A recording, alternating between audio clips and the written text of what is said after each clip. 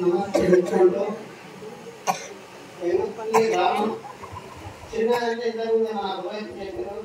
చిన్నది మన ఊరు చిన్నదైనా మనస్సు అయితే పెద్ద మనసుతోటి ఉన్నదంటే స్వామివారు మనకు వచ్చి మన అతని పాదపద్మంలో మన నెత్తిలో మౌనంలో మనం ఎంతో అద్భుతమైనటువంటి చిన్నది అనకుండా స్వామివారి కారణాలకు అందరూ కూడా మరీ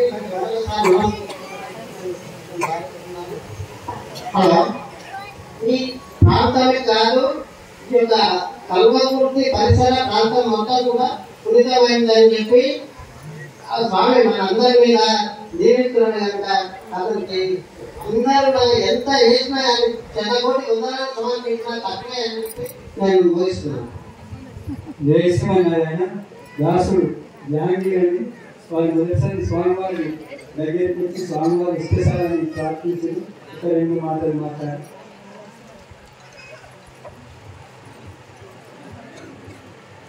జై శ్రీమన్నారాయణ స్వామి.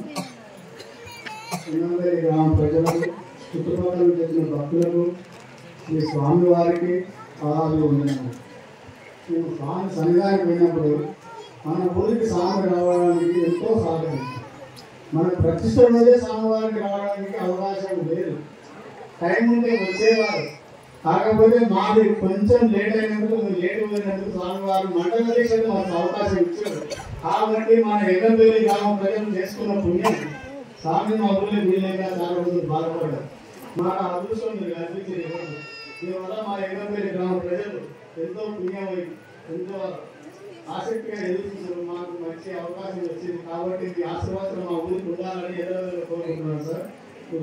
జై శ్రీమన్నారాయణ. జై శ్రీమన్నారాయణ. స్వామివారి